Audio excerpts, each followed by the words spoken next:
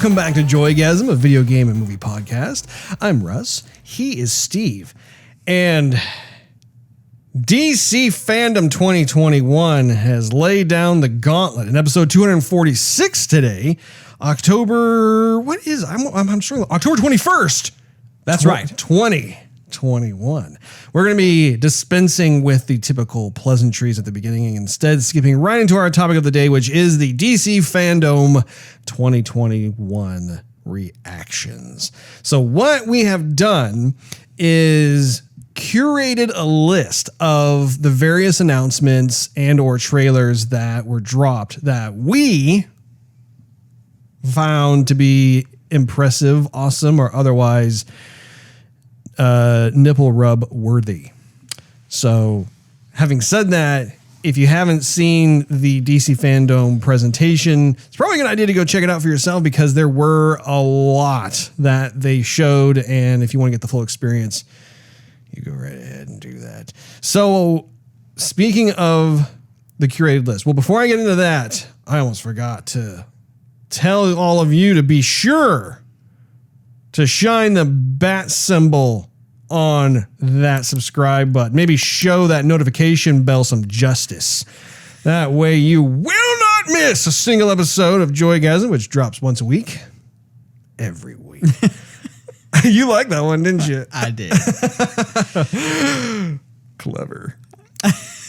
Anyway, so yeah, moving right along into the curated list. So I put this together in kind of a Alphabetical order? No, not alphabetical order, but like chronological. I wanted to. It was going to kind of sort of like not like be in priority, but that's not entirely true. There are certain things, especially toward the beginning, which I am very, very excited to talk about. Indeed. So, the first item on the list that I have put together, Steve, is the Suicide Squad Kill the Justice League video game trailer by Rocksteady Studios. Pure 60 frames a second on that one, Russ. Oh, man, it's pure 60 frames of pure unadulterated next-gen goodness right there, Steve. Yeah, controversial goodness, Russ. Not because it doesn't look good, but I mean, they're basically bad guys trying to be good guys, but hurting the good guys, which of course makes them bad guys again. Yes, it is quite provocative, one might say. Interesting story, maybe, because we don't want the good guys to die, Russ. We don't want the bad guys to die either. Not necessarily. So we shall see what happens with that one. Yes. But toss up. Yeah, what I thought would be really fun to do, especially when it comes to these trailers, is let's watch it together, and then after we watch it, then we will give our proper feedback, as it were. So allow me just a moment to fade on over to the goodness that is Suicide Squad Kill the Justice League.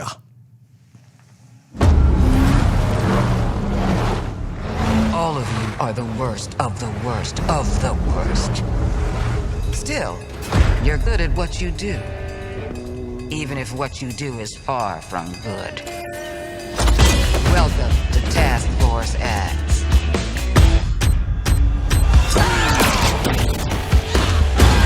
Let me take a look at you. A muscle head, a nut job, something that offends my eyes, and a homeless person. You're perfect. Just checking. We're all seeing that thing, right? This has one-way ticket written all over it. Oi, what the hell have you sent us into? It's a bloody war zone out here. Eyes up, people. Congratulations, Task Force X. You're the first assets to make it into Metropolis alive. I was just about to do that. Task Force X. Your new mission is to kill the Justice League. I will start you wrong.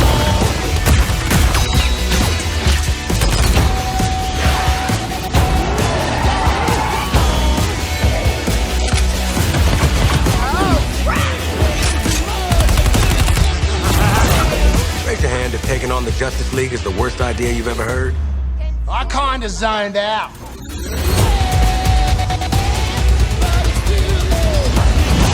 What did you think would happen? You'd crawl out of your cells, swoop in, save the day? Which superheroes did you say you were again? Remember, your heads are ticking.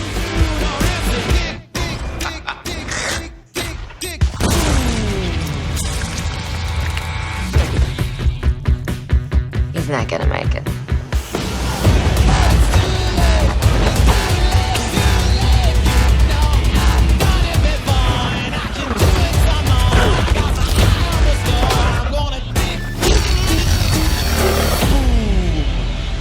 Waller, the penguin is in flight. Repeat, the penguin is in flight.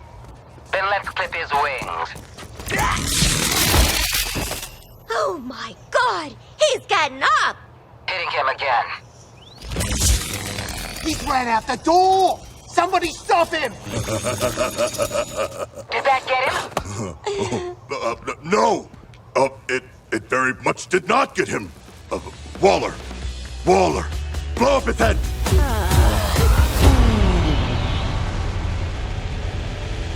So there is a lot that I want to talk about with regards to this particular trailer. It comes as no surprise as to how I've been waiting a very long time for this game to be revealed. And we got like kind of a little glimpse of it in a previous trailer, but not to this extent. And it's such an ambitious title that Rocksteady Studios is doing. It's crazy because when I think of the Batman trilogy that they put together, each one of those titles was also ambitious in its own way as the studio grew and became more experienced in this type of genre that they were really at the helm at.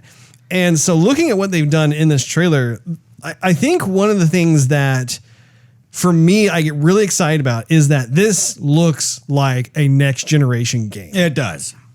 So, like, you know, looking at everything they've done, I mean, like the game itself is like we said, 60 frames per second. It's probably going to be even more so. Like if you play this game on PC, it's probably going to have 120 frames per second. It's going to be something crazy. But what I found it really neat to see that level of graphics fidelity within this type of like gameplay graphics. Like it wasn't pre-rendered cinematics. Like you saw some truly impressive graphics fidelity in that trailer, and it was running at 60 frames per second. Well, the character models looked phenomenal too. Yes. I mean, you're like, wow, those the facial structure and whatnot, the facial structure in their face. Yes. But I mean, all like the mouth movements, like when they were speaking and everything, were very synced. And I mean, there's graphics, but there's also like all the modeling and whatnot, which really stood out to me. Yeah.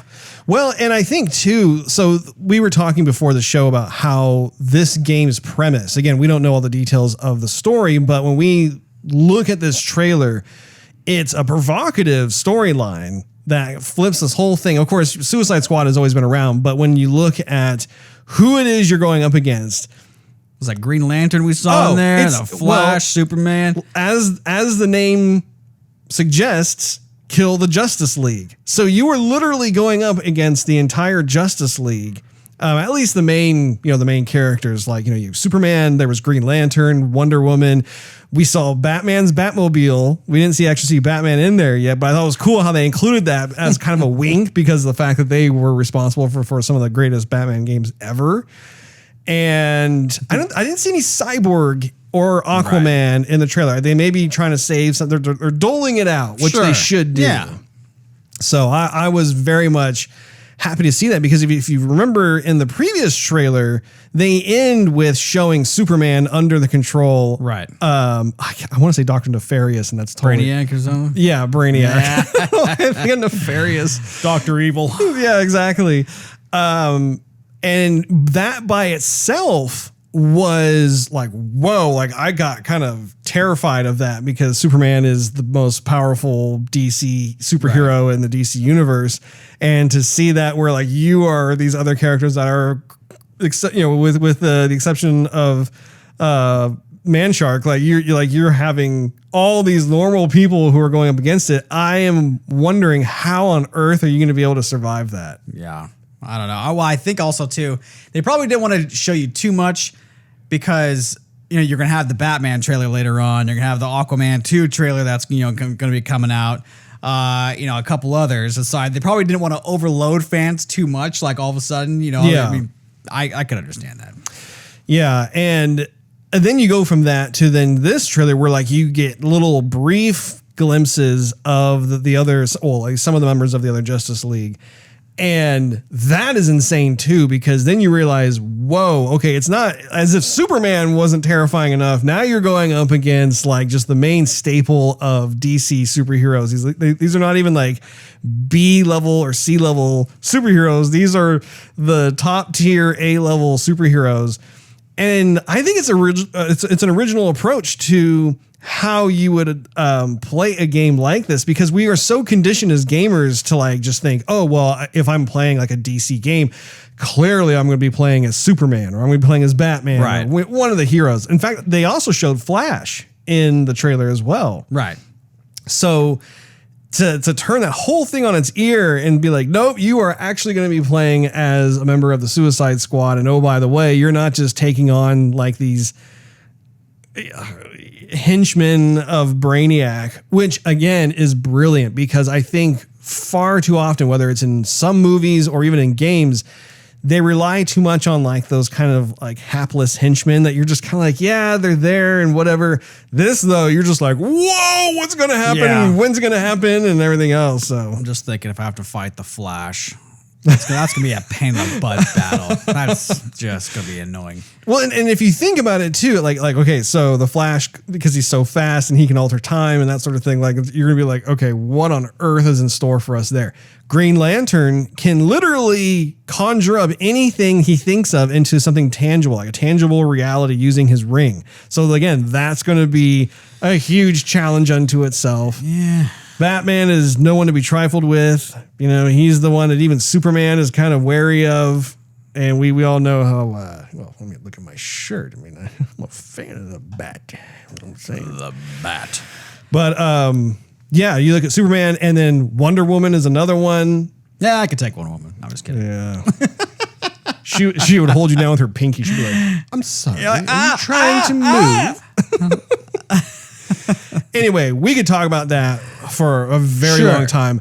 I'm pleased as punch as to what I'm seeing. What about you? Yeah, I'm looking Are you forward to that excited? one. Yeah, I'm actually kind of looking a little bit more forward to that one than Gotham Knights. Gotham Knights, to be quite honest. Yeah. Not to say anything bad about Gotham Knights, but that one looks more interesting to me. Yeah, no, I totally agree. So the next one that we have on the list is actually the latest movie trailer for the Batman movie. So without further ado, let's take a look at that bad boy.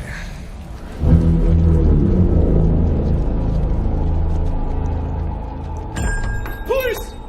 Hands up! Stay still! Get out of here!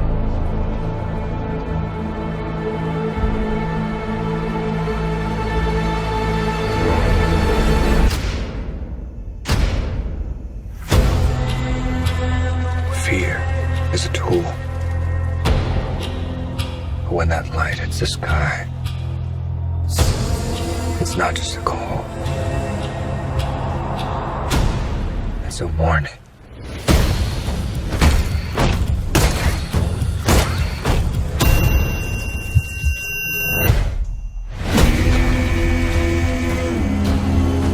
I've been trying to reach you. Burn the gun! This is about a king, and Rither's the match. I can take care of myself. If this continues, it won't be long before you've nothing left. I don't care what happens to me. It's only gonna get worse for you.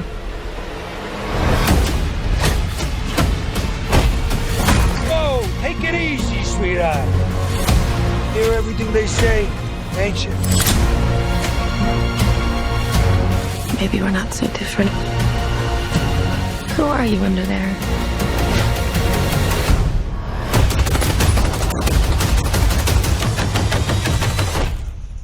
Come vengeance.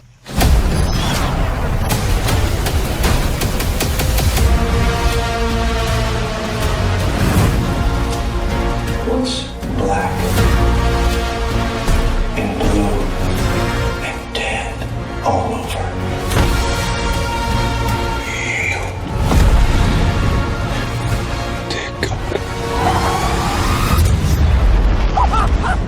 I got you!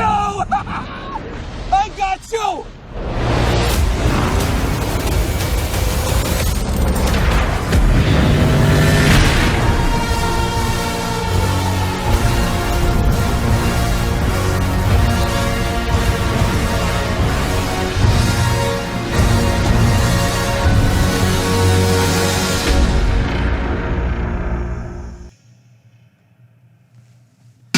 Ow! My wrist. Oh, that hurt. That's the showstopper right there. Exactly. Why don't you kick us off there, Steve? Oh my gosh! So I read somewhere that the main question was, can Batman be darker? Like, can it, like, the whole show be dark? Right. I'm like, yes, it can. Yes, it can. Yes, it can. Yeah. So, but the one caution I have is, like, I don't want it, this is like the revamping of the story. Yeah. But I don't want them to give us all these characters at once because I wouldn't know who they are. You wouldn't know who they are. But somebody brand new to the comic book or to the story who wants to get into it, they're probably going to be a little bit lost. Yeah. I hope that's not the case. But my goodness, I mean, whoever is behind making these trailers just... I saw that come up on my YouTube feed, and my wife was going to bed because she goes to bed a little early, and I'm like, "You can't go to bed yet." No, and she like has her night mask on, everything. She's ready. Like, no. You go, yeah, I can't. You cannot go to sleep just yet. No, just, you gotta watch the trailer. I don't think she was really that interested in it, but then we had to watch it on the big screen. I'm like, I was going nuts. Like that's. That's the highlight of the show for me right there. I can't get enough of it. Yeah, it's right up there with me as well. I'm not sure if it was like the pure takeaway, like the actual my favorite or not, because there were a number of different announcements that I was like, oh yes, give me more of that, But yeah, this film is feeling way darker. It's interesting how with every iteration of Batman, there is this noticeable effort to go darker. And it's interesting when I think about, like, Tim Burton's Batman for its time, like when that film came out in 1989, that was a comic opera of a film. And there was a lot of darkness to it, which to be, appropriately, I don't know, to be appropriately appropriate. To be appropriately inappropriate. Yeah, exactly. To basically give credit where credit is due. That's what I was searching for. Yeah, the brain decided to cooperate finally. I think it's a huge testament to the acting of Jack Nicholson, as well as the storytelling efforts of Tim Burton, and really like even the mystique that Michael Keaton brought to Batman. So you go from that to then going into the Christopher Nolan Batman trilogy, which introduced this concept of making it more realistic, accessible, grounded in reality. You didn't have to explain it away as a comic book film. And what was interesting about that was that a lot of what we saw coming through with that brought its own sense of darkness. And if you recall, even to a tragic standpoint, there was that tragedy in that movie theater where someone who clearly was affected or influenced by the Christopher Nolan Batmans ended up shooting up a theater. And that brought up a lot of questions about, okay, what are the psychological ramifications of putting a film together that is so convincingly real? And basically, I mean, again, it's a compliment to the cast and crew because, I mean, once again, it's such a well done film, but what is the fallout for our youth who could be affected, who could be influenced by what they see. And then you have a bunch of copycats making very bad decisions affecting a lot of people's lives. So you go from that to then the Matt Reeves, the Batman. And this one, I can't put my finger on it, but like there is an approach that he's taking where he's embracing still kind of that accessible reality type of approach, but he's really going for more of that detective side of that psychological warfare. You know, I think it's really cool that we have the Riddler as one of the enemies in the movie. We also have the Penguin. I don't know if there are any other villains. I didn't notice any in the trailer. We do have Catwoman, who's not really a villain. She's more of like a anti-hero, neutral type of character. But you look like you have like the Joker henchmen though too, like the Joker thugs. I know what you're talking about, and I think it's interesting because we haven't seen any kind of Joker character, and I really don't think we're going to see Joaquin Phoenix. Yeah, no. If they were to pull that off, that'd be crazy. Oh, but man. But again, like even with the Joaquin Phoenix performance of Joker, that was kind of a world unto itself, and I think that DC is flirting with this idea of having a multiverse, just like Marvel is. I really do believe that both companies are barreling down the same goal of wanting to reveal some kind of multiverse that exists where you can have multiple Batmans, multiple Supermans, so on and so forth. The same thing with Marvel, where you can have multiple Captain Americas, multiple Spider-Mans, you know, that sort of thing. And so that I think that's the big golden nugget that they're after.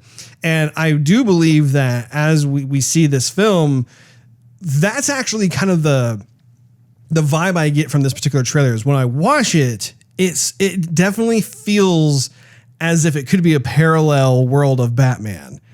And that's cool. Like, I mean, I think the concept of a multiverse is a very cool one because from a creative standpoint, it opens up all these different doors and possibilities and stuff that, like, just from a logical perspective, it makes sense. I can get behind that.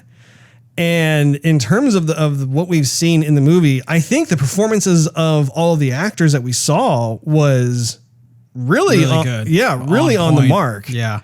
Well, not to mention going past the actors, but every like cinematic framing of the cinematography. Oh my gosh! Like every shot they I mean, that was probably like every really like best shot in the movie is what they showed in the trailer. That's what it had to be. Sure, that's what it had to be. But man, the whole thing just looked amazing.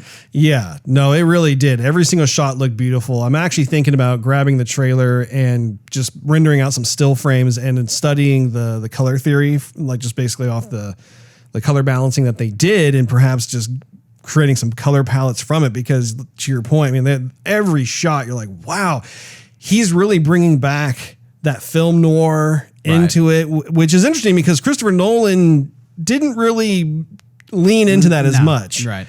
And I think with Matt Reeves, he has this perfect balance of having both that film noir kind of look with like the heavy shadows and stuff, but also that accessibility that Christopher Nolan really perfected.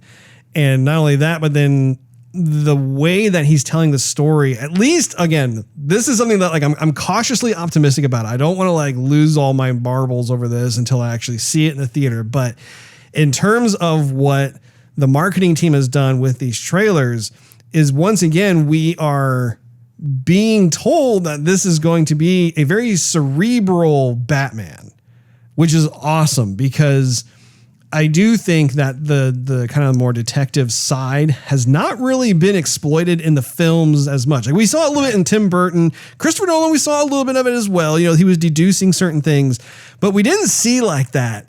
Like, I mean, I think that's where the Riddler comes in, right? Is like it's that battle of wits. It's that battle of intelligence. And so I look forward to that. And they make the Riddler look pretty deadly in this. He's not Jim Carrey in a leotard running around cackling and stuff, you know?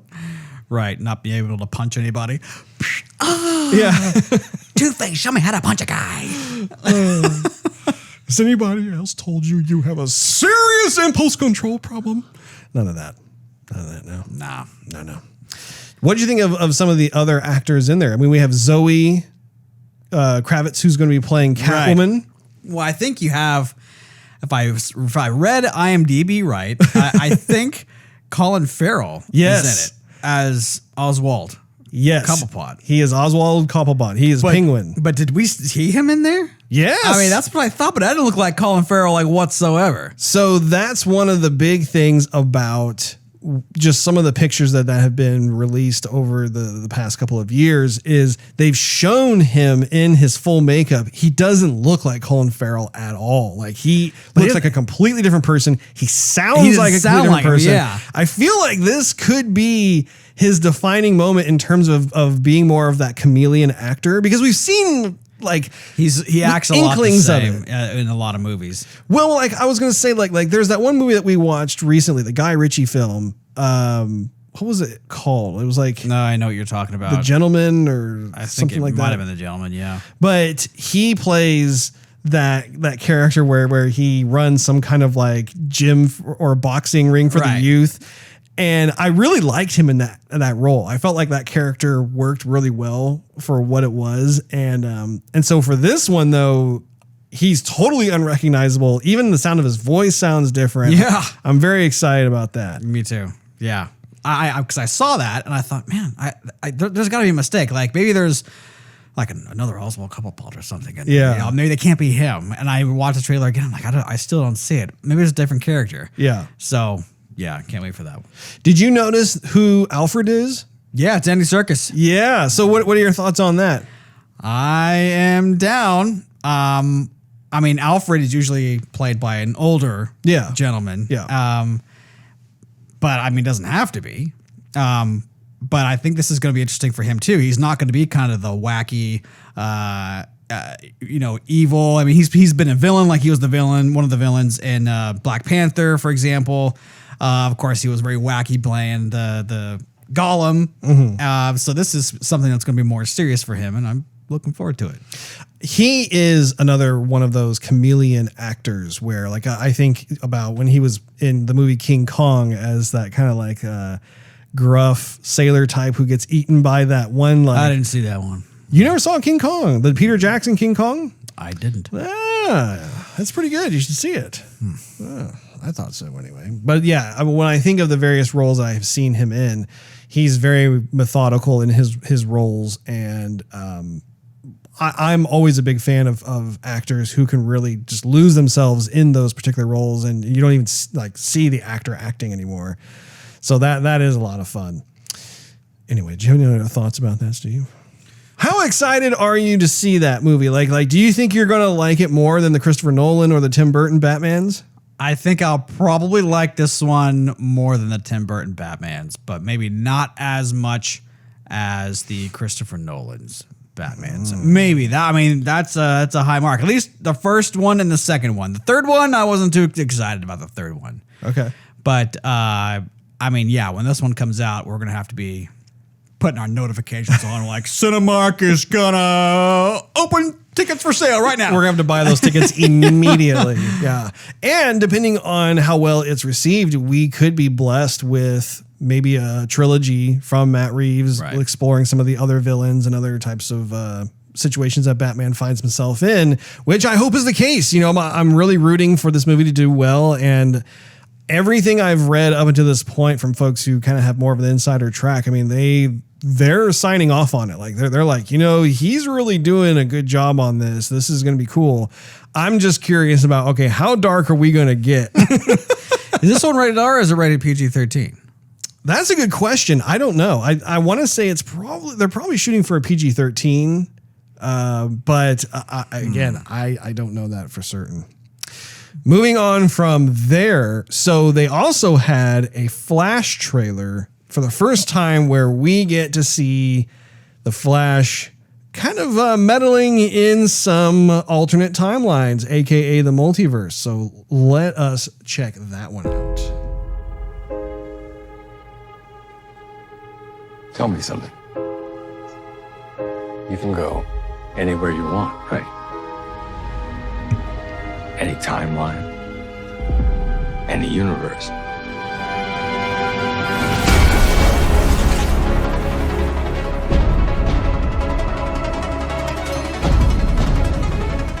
I didn't want to stay and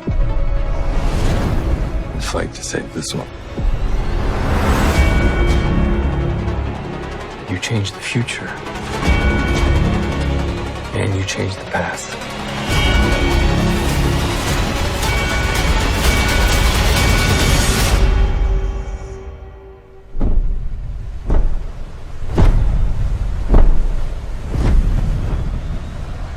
Are you in?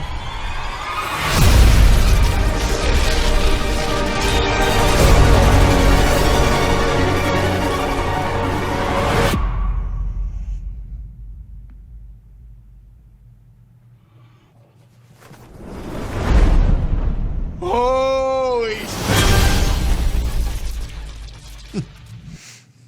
So what'd you think of that one? That was definitely a teaser. That didn't really show a whole lot there, but it sounds like it's Michael Keaton's voice in the background, who's like almost narrating the trailer. I didn't pick up on him necessarily narrating the trailer, but you do hear his voice. You do see the back of his head in his cowl. Like that, Right. that is Michael Keaton in the bat suit. Oh my gosh. Like that, like going back to what we mentioned earlier about like, what is your favorite thing? That's why I'm so conflicted. Like these 3 trailers that we've looked at so far are neck and neck in terms of like, I can't decide. Like the Suicide Squad video game trailer looks everything and more. I was even, it blew my expectations in terms of like what I was hoping for. The same can be said for the Batman trailer in terms of like, you know, I keep seeing all these different articles, and then I finally get to see the trailer. I'm like, wow, like this is man, it's really giving me the tingles here. It's giving me the joygasms, and then we see this, which, you know, once again, it's the first time we're getting a Flash movie, a standalone Flash movie. And the character of the Flash has begun to really fascinate me the more I learn about him, just because of his ability to not just only go fast, but his time traveling abilities and some of the consequences that come with that. And both you and I have always been fascinated with the idea of time traveling, but that's why we were so into Back to the Future for the longest time and everything else, and seeing like, okay, what are the repercussions of your choices? What is the butterfly effect of your actions? And not only that, we're finding out that he has the ability to leap between timelines or realities or multiverse. So this makes me so excited, especially because they were able to bring in Michael Keaton, because Michael Keaton is one of my absolute favorite Batmans. I mean, think about this. We saw that in 1989, and I don't even, what is that? That's like 30 some odd years ago. And it's insane that we actually get to see him step back into that same suit. I think he's going to be in like either the same suit or a suit that's like super duper close to what we saw. I was going to say, does it still fit there, Mike? Like a glove? Absolutely. I think, well, and actually I saw an interview. I think he was talking with Jimmy Fallon, and he confirmed he was working on the Flash movie. And Jimmy actually asked him, so what was it like stepping back into the suit? He's like, oh, it's like riding a bike. I was like, yes. With training wheels, though? Or like... And the other thing, too, in the trailer is that we clearly see the Flash in the Batcave. Right. I mean, you see quite a bit of that. I'm curious who the woman was that he was reaching out toward, you know, kind of hesitantly. I don't know who that is. Yeah. Maybe it's the old Catwoman, Russ. Maybe it's Michelle Pfeiffer. You never know. Can you imagine if they got Michelle Pfeiffer to reprise her role?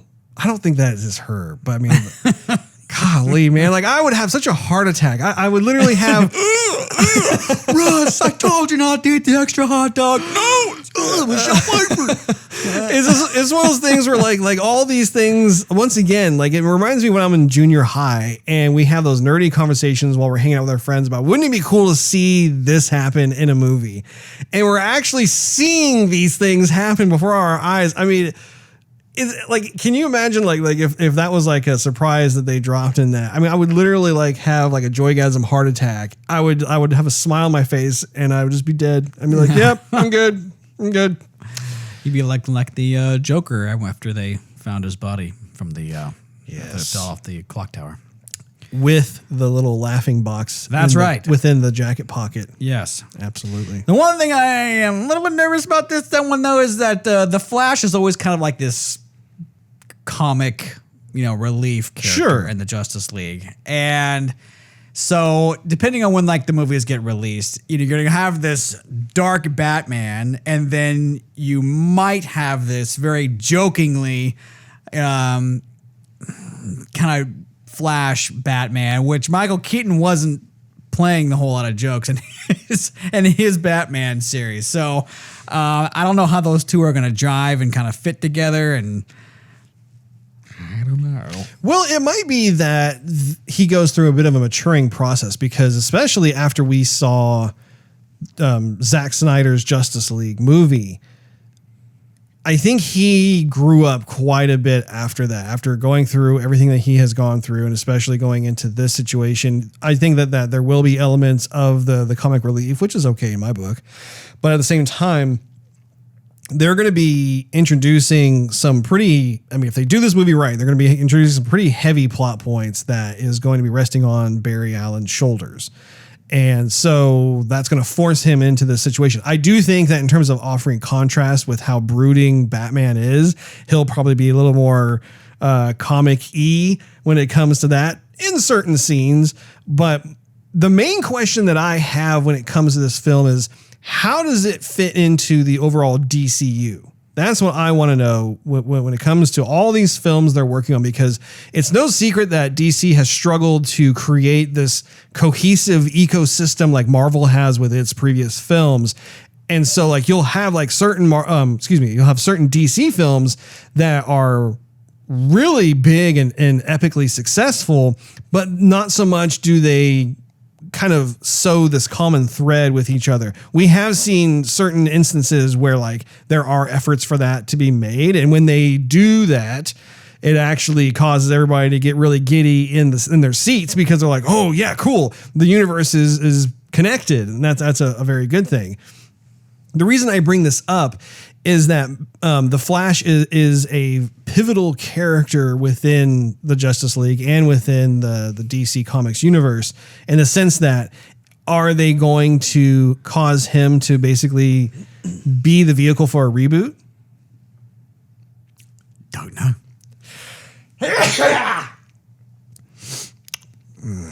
That's my thought on that. That was disgusting. Cut to a close-up of Steve and sneeze. Wafting it in. You got that weird tickle going on. Like, got that werewolf thing. Like, hey, something's happening to me. Get away from me now. Anyway, did you have any other thoughts on that, Steve? No. Well, I suggest we continue on from there. Yes. So Dwayne Johnson, a.k.a. The Rock, came in and had a big bomb to drop. This is another film that a lot of folks have been curious about. What people want to know precisely, like, what have they been working on? And if you haven't heard, if you've been living under a rock or something, it's called Black Adam. So I suggest we take a little look-see at that film.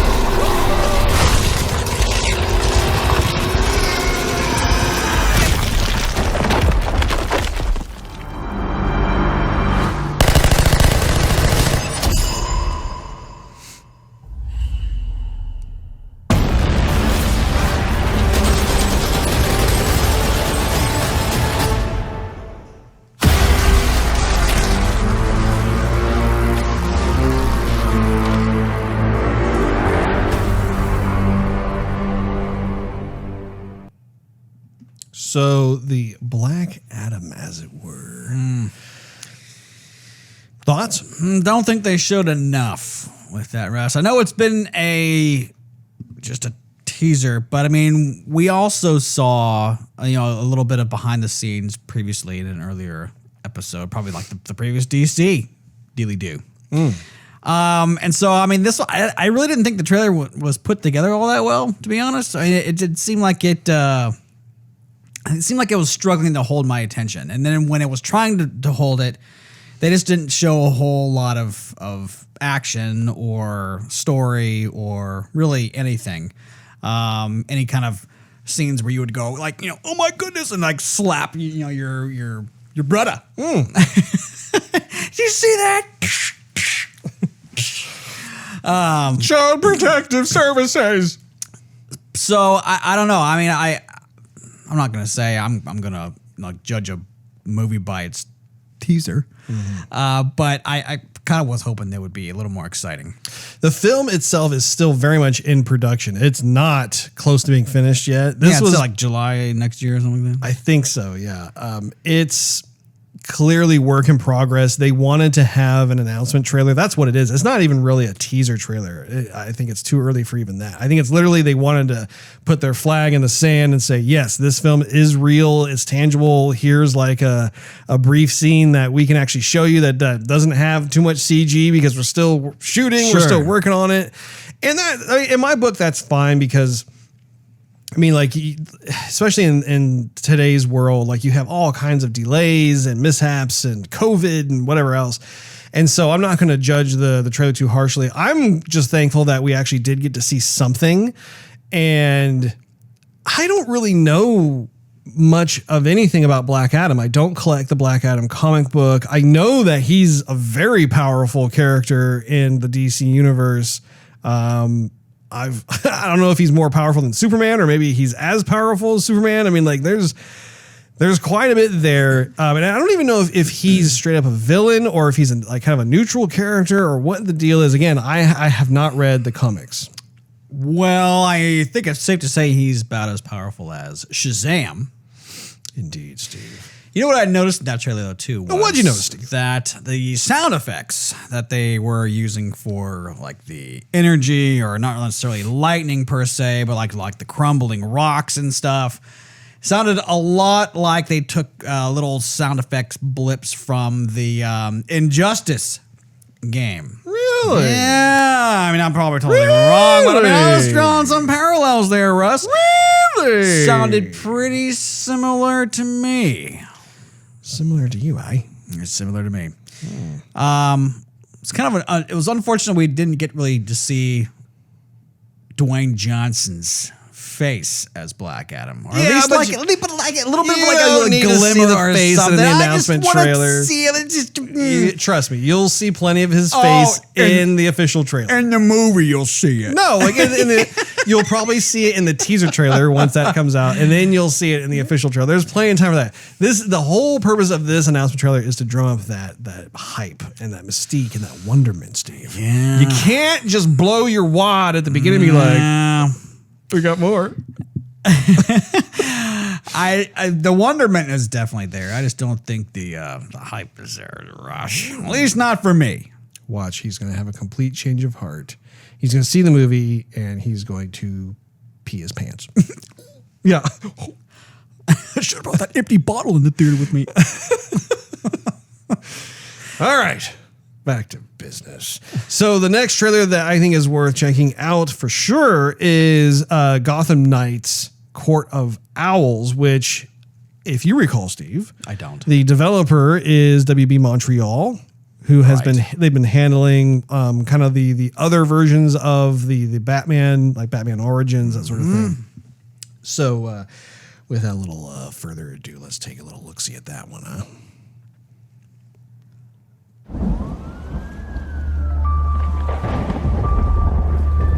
Batman, Jim Gordon, they thought they had a handle on this city.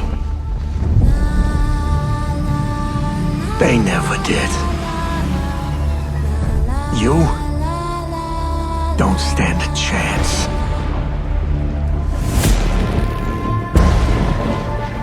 Because they're always watching, always listening, pulling everybody's strings. Mine, yours. But no one talks about them. Not a whispered word is said. The Court of Owls is a myth. They're listening.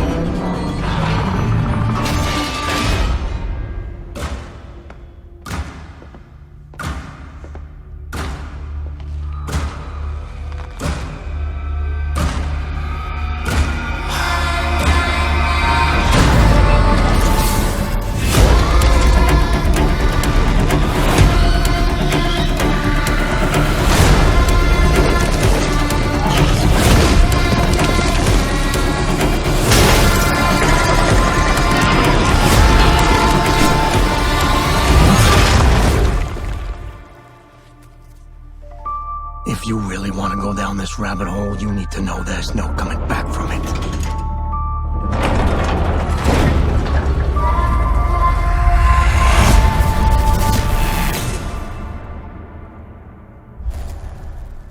So Gotham Knights. What I think is particularly interesting about this trailer is, well, there's a number of things really.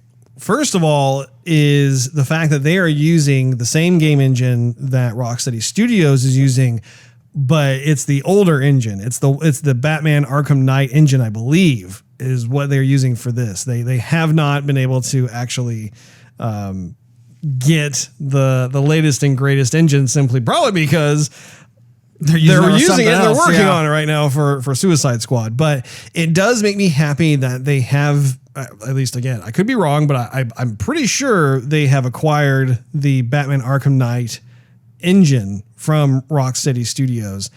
And that makes me happy just because that was one of the issues that I had with the like Batman Origins, for instance, was that the graphics fidelity just wasn't there. You could tell it was with an outdated engine.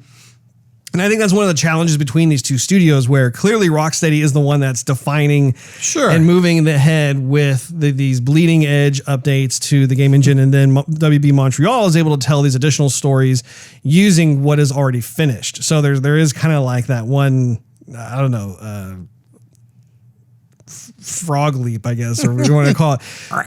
Now, the other thing, though, that I think is really cool about this is the whole Court of Owls angle. And I was doing some research on that because I'm not too familiar with kind of what the background story of this is. But it's actually pretty cool. It's the secret society that exists within Gotham City. And what's interesting is that the owl, the animal of the owl itself, is actually one of the very few predators of the bat, which I had no idea. There are certain owls that actually go out and kill bats, and I think some of them even eat them. I would think they would eat them and not just kill them for sport. Well, of course, Russ, I'm just saying. You know? Well, I wasn't sure if it was more of a territorial thing, like maybe like they just don't like having the bats around their nest. You guys stink.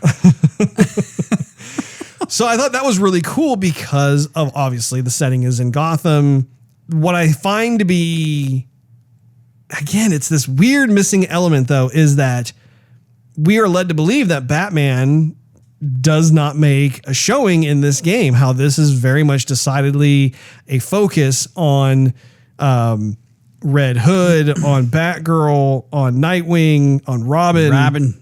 So when you have that, like, unless they come out with some kind of surprise or whatever, but having said that, though, I do like the idea that there has been this secret society that has been around for quite a long time, probably before even Bruce Wayne was born, and are kind of like the upper echelon that kind of is in charge of Gotham's fate, so to speak. And so I'm curious to see what happens, because there is a bit of a contrast when it comes to the Court of Owls, which again, very, kind of almost ancient faction or whatever it is versus kind of like the New Blood, right? Like you definitely have that contrast there. I want to know though, who are the actual enemies within the Court of Owls itself? Because we saw like what looked to be henchmen of the Court of Owls, but we didn't really see like a supervillain. True. You know what we also didn't see very much of? Well, we saw this in the previous trailer, but I mean, you didn't... Bat nipples? Anyways, so we didn't see gameplay, Russ. We didn't see any gameplay. We saw gameplay in the previous trailer a little bit. Oh, we saw a lot of gameplay in the previous trailer. It was all gameplay in the previous trailer. But this was just mostly kind of like background. This is me you're dusting away your cobwebs from that. What do you guys do? This was just like background, pre-rendered cinematic type stuff. There was no gameplay, whatsoever, Russ. You know what I'm saying? Well, there was a little bit of gameplay in there. What, with the motorcycle coming up? So this trailer was more of a story-driven trailer. It wasn't just pure combat gameplay. Right. Yes. But having said that, you did okay. So you saw some scenes had kind of more of that like in-game cinematic look to it, and they had a little bit of gameplay as well. But yeah, it was predominantly more of pushing the narrative to know what the heck is going on in this game. Why are we playing this? Yeah, exactly. What are we doing here? Are you looking forward to it? And where is Bruce Wayne? Yeah. I am looking forward to that one.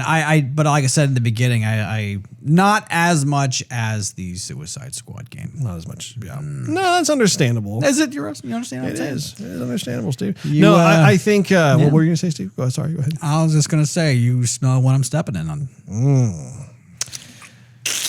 I'm picking up what you're throwing down.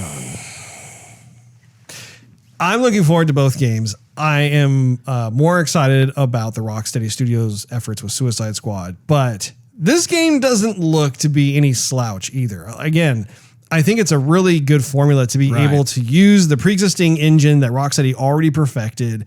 So the graphics are going to be good, not as good as Suicide Squad, but like they're still going to be like it's going to be a really pretty game. The combat engine, again, it's already perfected. Sure. Every one of these characters were a like a DLC type of character from Batman Arkham Knights. So it's not like they're having to reinvent the wheel from that perspective. No, Russ, they got it down there. They got it down, Russ. I'm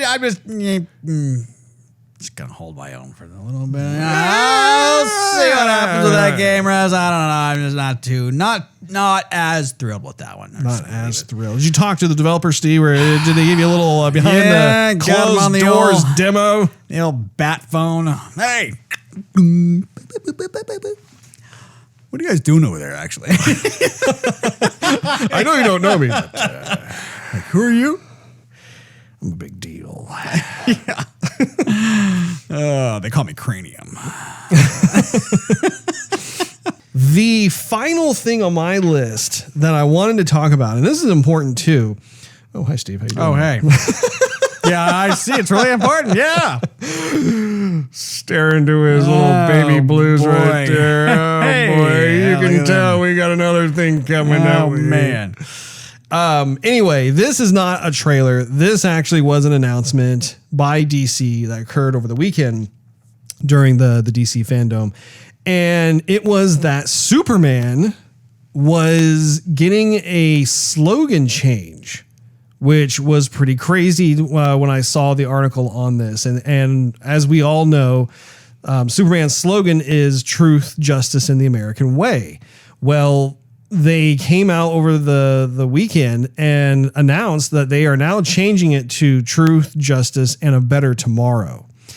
And there has been a lot of reactions and response to this. In certain ways, I'm actually pleasantly surprised at how many different types of people from different places have come forward and have expressed how they feel about it. And I gotta say, like in terms of everyone that I have seen making their comments known publicly and that sort of thing, that there's a lot of people that are not happy about this. And I sat down and just really thought about it, because like for me, like I'm an interesting case in the sense that I'm not a diehard Superman comic book reader. You know, I collect certain Superman comics, but I'm not one who knows all this crazy lore inside and out and everything else. However, I'm a very big Superman fan in terms of the character itself, what it represents, the films, like Christopher Reeve, love all the Superman films, and even Henry Cavill as Superman, love that. So like it's interesting because Superman lives in my personal world in more of a film capacity. But having said that, I do have knowledge when it comes to like how the character was created, and also like how it fits into our pop culture in America as well as the rest of the world. So I wanted to kind of go down this list. I made a list just because I didn't want to forget about anything in particular, because I think this is actually important. And I get it. Like there are certain people out there that perhaps don't care for Superman, and that's perfectly fair. And you know, some people don't really like having the Boy Scout superhero so much, and some people think that maybe Superman is more of like a hero from the past, right? Like maybe he's more outdated and needs to be modernized or something like that in order to maintain some semblance of legitimacy. But the first thing that I have on my list here is the term American Way. We were kids from the 80s where like anytime we watched like Christopher Reeve as Superman or something like that, that was the slogan. It was truth, justice, and the American way. And somehow, somewhere as time marched on, there were certain folks who just kind of gawked at that or kind of rolled their eyes. It was interesting to see how there was in some areas of pop culture, like there was kind of a growing resistance to that part. And we started to see that happen where like, I want to say it was in Man of Steel where it was Lawrence Fishburne who was at the Daily Bugle, and he says lines like, does he still stand for truth, justice, you know, all that stuff. And everybody was like, whoa, what was that? What was that about? Like, that was intentional. That wasn't just some sort of clever dialogue writing. Like they literally wrote out the American way in this reboot of Superman. And they tried to do it in a way that was like, just, oh, well, we'll just sweep it under the rug kind of thing. But it was not missed among the fans. So fast forward to where we are now. And I started thinking about, you know, when you think of the phrase American way, I sat down and I started thinking, okay, well, what does that encapsulate? Like what is the significance when you hear the phrase American way? And for me, I mean, like I said, I wrote down some notes here. To me, American way means to respect all people, even when they don't agree with you. That's the American way. The American way is to strive to make yourself better in all things, whether it's your job or it's through personal development, whatever that may be. American way can mean that you protect everyone's rights and be a beacon to the world. And so there's a lot of significance when it comes to the phrase American way for me and for a lot of other people out there. It's not just some sort of corny tagline that was relevant in the late 30s and 40s, but then somehow became passé and ridiculous in today's world. It's still very much a relevant phrase to say. And I think even when I think of Superman, you know, Superman is the American way personified. He is literally the visual representation of the American way. And if you think about when it comes to his backstory of being an immigrant, coming to this country, being adopted and raised by Americans here, and falling in love with the country to the point where he wants to protect the country. And then as a result, even protect the world. I think that I think there's just so much there that ties into what they were doing. And I mean, do you have anything to add to that? I don't want to like go down my list and you like secretly thinking like, oh, I want to say something. No, I mean, I'm a bit cautious of time though too, because I mean it's going a bit long. But no, everything you're saying, I'm definitely picking up. It goes along with. There seems to be a fad of rewriting the characters or starting to just kind of erase what people think need to be erased versus what the fans have paid for and want more of throughout the course of the character's existence. Mm-hmm. And when you mess with that because you either think the fans want you to do that or you're trying to perhaps attract other people, who knows? But there has to be some motive that's behind the efforts to remove some of these well-known characteristics. Sure. And it's just not a healthy move to make, quite honestly. I mean, if you upset the core foundation of why we're seeing Superman on the big screen, reiterated and then reiterated again and then reiterated again, that money is going to go away because you're going to upset everybody or the people who want to pay you their hard-earned dollars. Right. And then they're going to go away, and then what are you going to be left with? Yeah, and one of the things too that I have written down on my list is that people who know me, and I mean you know this, I don't know who you are. I don't know who you are. My younger brother. I just thought it was a pretty cool setup you have in here. Oh, thank you. Thank you. But one of the things that for friends and family that know me is that I have always been very outspoken as being a creative purist. And what I mean by that is that so I am an artist. I am a creative. I work in the entertainment industry. I've worked in the corporate industry as well, but in terms of like, creative outlets. And there's a lot there in terms of like when I say creative purist, I mean like when I see something or read something that is original, right? Like there's some kind of character that was created. In this case, it's Superman. This character was created in the 1930s by two people, Jerry Siegel and Joe Shuster.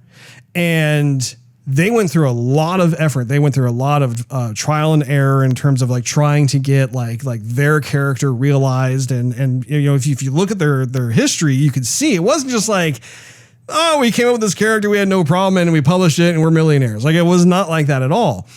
And I think what's interesting is that it's very difficult as a creative to come up with something that's successful.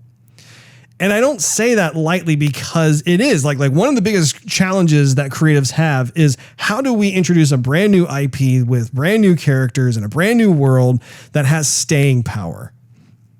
And when it comes to Superman was arguably the first superhero. Like there's some people kind of like counter that saying, oh, maybe the Phantom was, or, they had other characters. But by and large, when we talk about the comic book industry and we talk about like, who is the superhero who has stood the test of time, who is absolutely iconic, it's Superman. And even when the comic book industry had certain ups and downs in terms of fan interest and the economy and that sort of thing, Superman was one of those characters that while other ones faded away and died off, he was resilient. In fact, he thrived through those various times of kind of economic uncertainty within the comic book industry. So it speaks a lot to what this character represents, how this character was created. And I'm finding that, and I've actually talked to you about this in a previous episode to a certain extent, but when it comes to these next generation of creatives, of artists, of writers, of publishers, whatever it may be, who have taken on the reins, who the torch has been passed to them. These are people who are given the keys and are the custodians. They are the caretakers of these celebrated IPs that have stood the test of time. And I'm finding that there is more and more of this arrogance that's going on, this almost narcissistic I know better than everyone else does. I'm going to come in, and instead of having a humble approach where you approach the subject matter with humility and you're extremely grateful that you got the gig in the first place, that then you can then add to this particular canon, we're not seeing that as much. And there are these decisions that are being made that are, like they may appear small at first, but when you look at the context of everything, it's rewriting history of one of the characters. There's a lot of significance in that phrase American way. And I don't know, like I just think about how it's ironic to me that a creative industry such as the comic book industry, like they're an entertainment entity. They specialize in being creative. Like, why can't they create original characters? Like that. I find it odd how there is this constant desire to change various characters that have been around for a long time, and they just feel compelled to have to make certain changes that, quite honestly, in certain regards, I mean, it fundamentally kind of changes the persona and the archetype and everything else. And I guess like what I'm thinking about as a creative purist is like, if you create, because like they even create new characters. I'm not saying that they're not doing that at all, but then like the majority of new characters or new comic books that get launched, they fizzle out. They don't have the staying power as these classic iconic superheroes do. And that says something. It says that whatever the formula is that was created at the time that these characters were originated, that resonates in a very positive way with its fan base and with people who are familiar with that particular character. And you do not want to mess with that type of formula, basically. And my thing is that, like, again, I encourage having more of that creative expression where like you can just go to town, like launch brand new comic books, or maybe have new comic book characters that exist within pre-existing worlds. You can have a new character exist within the Superman world. That's totally fine. But you need to have it stand on its own 2 feet and see what happens. And if people are into it and they start buying it and everything and have it proliferate, then that's a very good thing. The other side of it is you have to see whether or not people are not interested in it. They shun it, and you have to go back to the drawing board. And that's just part of the challenge of being creative. And I think that it's, in a way, I think that a lot of the creatives in the comic book industry have gotten too used to being in a comfort zone with the pre-existing characters, both in Marvel and DC. We're like, we have this whole roster of characters. They're awesome characters. And I think it's great in terms of how, like, for instance, you have certain guest artists that come in, they're going to do a comic book cover, or they decide to do the entire comic book itself. That's perfectly fine when you lend your artistic style to a pre-existing world. It's when you start changing key elements of it that becomes a problem. And I know this is long-winded, but like the final item on my list that I was thinking about, because I was going back, just really kind of meditating on this notion of creating new IPs. And one of the stories that comes to mind for me was back in 2019, I was at Dallas Comic-Con, and Jim Lee, who is the chief creative officer over at DC, he was there. He was signing autographs on comic books. He was giving little like mini art workshop class type stuff. He was selling some of his own original work. It was awesome. It was like super exciting. I got to meet him, and I have the utmost respect for Jim Lee. He's my favorite comic book artist. I've got, like, look at this. This is Jim Lee right here. This, I absolutely love all the contributions that he's made. And what I think is memorable from that is I remember I was in attendance when he was doing like this little sketch workshop. He was doing like the basic fundamentals of how to draw a character. And I think he was doing like Harley Quinn or something. And as he was doing it, he was answering questions. He kind of opened the floor and he said, if you have a question, go ahead and ask it, and I'll call on you and then I'll answer or whatever. Well, one of the questions that was asked was, why have we not seen more original IPs get released over the years? Which is a great question. I mean, it wasn't a loaded question or anything. It was just, someone was just really curious about that. And I'll never forget his answer. He said that it's very difficult to successfully launch an original IP. That the last time that actually occurred was, in his mind, and actually I pretty much agree with him to a certain degree, but like the Teenage Mutant Ninja Turtles is what he said. He said that Teenage Mutant Ninja Turtles was the last IP that had that level of critical and commercial acclaim, where it started out as a comic book, it got its own cartoon series, it got several movies under its belt, it had an arcade game made after it. Even to this day, it's still relevant. Like, you have people who are still big fans of the Teenage Mutant Ninja Turtles. And I found myself thinking about that and going, I think that it would behoove Jim Lee. I say this with utmost respect when I want to give unsolicited advice, but I do think it's important that he remembers some of those types of questions and how he answered them and apply them in a way that makes sense with DC, because I don't want him to constantly feel as though he has to make certain changes within these well-established iconic characters that, him being the talented chief creative officer that he is, he has a tremendous amount of influence and sway and authority when it comes to these types of decisions. Not to mention, like, when he broke off from Marvel and he got a job at Image and he created his own, Wildstorm Studios and that sort of thing, he was creating all kinds of awesome characters, like the Wildcats, for instance, was a big one. He did Stormwatch. He's done a number of different groups of characters that he did out in rapid succession. So I think, for me, that's something that I want to see. And I have to say that I too disagree with this decision in terms of changing Superman's slogan to, have it go from truth, justice, and the American way to truth, justice, and a better tomorrow. I feel as though that's the wrong call. And I'm pretty sure you agree with me. So I'm going to shut up and let you, if you have any kind of observations or comments regarding that. I assume we are aligned. We are of the same wavelength there, Russ. I think the intention is positive. I mean, it's not a bad slogan, but what I said earlier is the motivation of erasing certain characteristics and adding new ones, and where does that stop? Yeah. Pretty soon you have a whole new character anyway. Mm-hmm. So if you're going to bring a whole new character out anyway, why not just make a whole new character?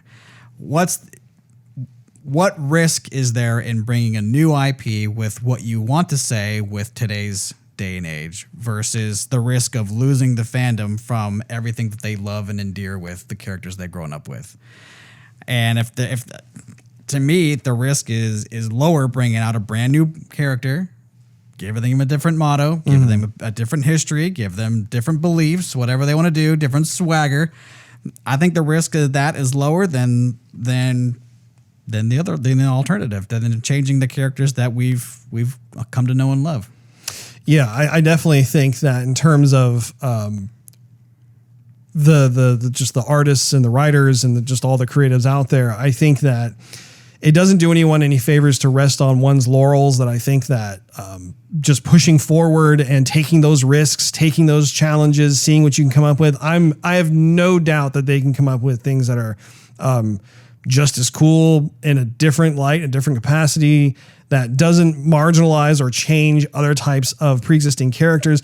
And also, too, let's not forget, like, having a character like Superman. Superman is one of the very few patriotic characters within all comic books. I mean, if you were to think of, say, the Marvel world, Captain America is the one who is patriotic. He's unabashedly so. Like, he is absolutely all about the American dream and what it's like to be American and all the responsibilities, from an idealistic standpoint. And I think Superman is that same type of character. He doesn't wear the stars and stripes, obviously, but in terms of how he's grateful for his upbringing. He's grateful for the country that he lives in. He has a profound love of where he's at, despite knowing that he is an immigrant from a different planet.